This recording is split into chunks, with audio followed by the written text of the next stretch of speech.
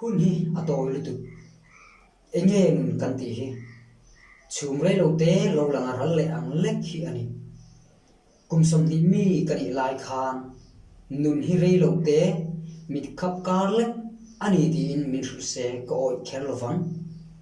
tuna po hian in oi kher lo wang nun hi eng tiang taka rei lo toi nge ani ti hi thalai zo te hre thiam tir dan ka hre lo wani ka school kal ve lai kha nimin ang chok ni in kalangai ne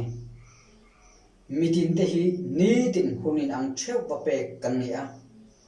ni tinin minute sang khale sali assembly pe kan ni a kar tinin dakar zal assembly le pariat pe kan ni poka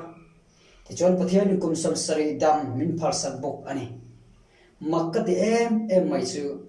medical science zong som te po hian he pathian kum som sari dam tur min pe hi an pel ngai ra vani tunlai american mi pa tlang puite hi kum som sari le thali kandama mai chia te kum som sari pathum le tharu andam ve thune metam zok te kum som sari ani so ruala kan lak chuan kum som sari ala ni fan ne bible me zirtir agin reilo te chunga ral le mai tu nun toy te a hian enge ingai to thin le ti han ngai to te katana poi mo tu te sia khain chu ka thil sia chu ka bo zu nga lo veng nam ni tu ni kan hun nei chat lai le pom hun chu ani le khasir hun mang me kan ni chuan kan le kha chiar tu te chu tu ni chiar hun ni chung kwa hun tam thayang per kan man hun po tun hun ni ani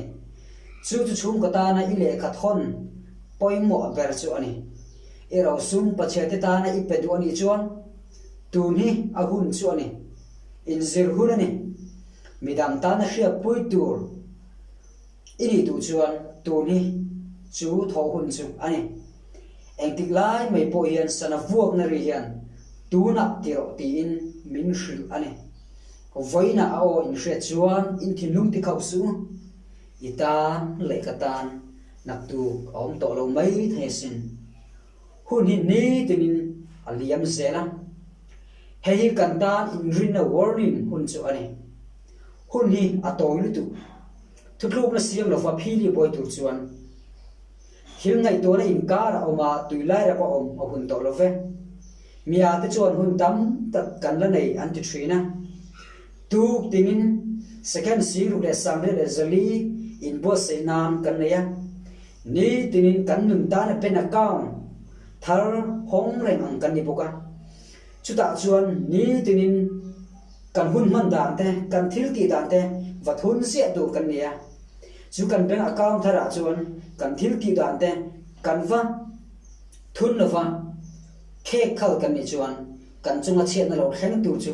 kan mo ani dor ni hun min pe tu ni rovin ke ma ni a hun mang tu te mo ani to dor ni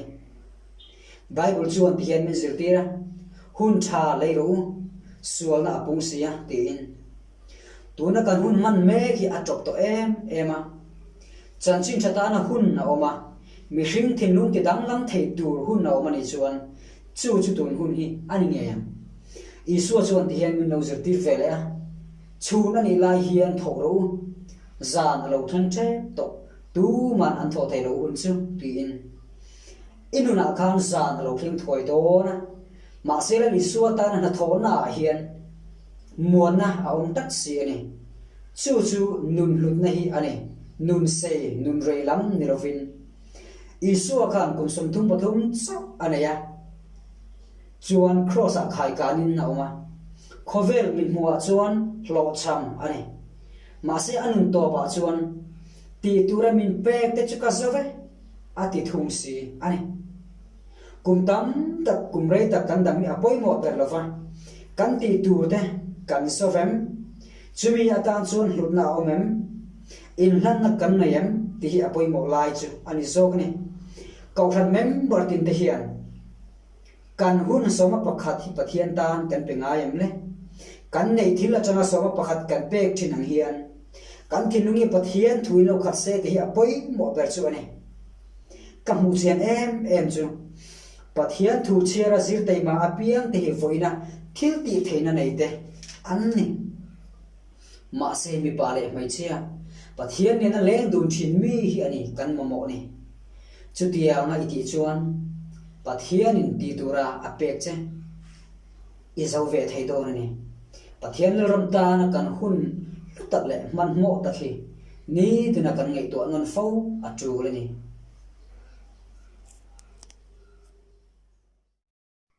hun hi atoi le tu enge nun kan ti hi chum re lo te lo lang a ral le ang le